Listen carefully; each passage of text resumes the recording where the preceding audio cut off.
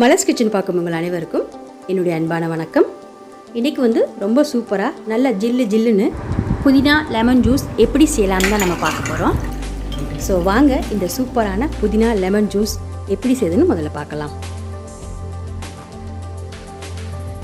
ஜூஸரில் ஒரு கைப்பிடி அளவுக்கு நல்ல ஃப்ரெஷ்ஷான புதினா இலைகள் எடுத்திருக்கேன். இதை நல்லா தண்ணியில் போட்டு வாஷ் பண்ணிவிட்டு இப்போ ஜூஸரில் சேர்க்குறேன். நான் இன்றைக்கி 2 பேர் குடிக்கிற மாதிரி ஜூஸ் போட போகிறேன்.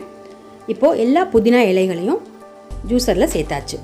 இது கூடவே ஒரு சின்ன சைஸ் லெமன் இதை கட் பண்ணி இதோடைய எசன்ஸை இந்த புதினா இலை கூட சேர்த்துக்கலாம்.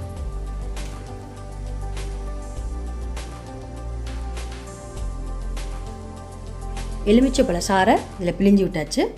அப்புறமா ஒரு சின்ன துண்டு இஞ்சி சேர்க்குறேன். இது கூடவே சர்க்கரை ஒரு 4 டேபிள் ஸ்பூன் அளவுக்கு சேர்க்குறேன். நீங்கள் சர்க்கரைக்கு பதிலாக நாட்டு சர்க்கரை சேர்க்கலாம், இல்லைனா தேன் கூட சேர்த்துக்கலாம்.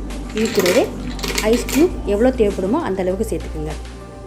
அப்புறமா ஒரு கிளாஸ் ஃபுல்லாக தண்ணி சேர்த்துட்டு இதை மூடி வச்சு மிக்ஸி ஆன் பண்ணி ஜூஸ் போட ஆரம்பிச்சிடலாம்.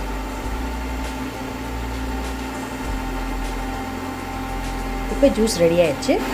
ஆஃப் பண்ணிவிட்டு இதை நல்லா வடிகட்டிடலாம். ஜூஸ் எல்லாத்தையும் நல்லா வடிகட்டியாச்சு.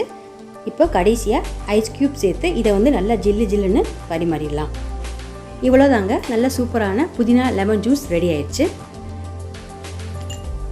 இந்த வீடியோ உங்களுக்கு பிடிச்சிருந்துச்சுன்னா வீடியோக்கு லைக் பண்ணுங்கள், ஷேர் பண்ணுங்கள். அப்புறம் இது வரைக்கும் நீங்கள் மலர்ஸ் கிச்சனுக்கு சப்ஸ்கிரைப் பண்ணலன்னா மறந்துடாமல் சப்ஸ்கிரைப் பண்ணிடுங்க.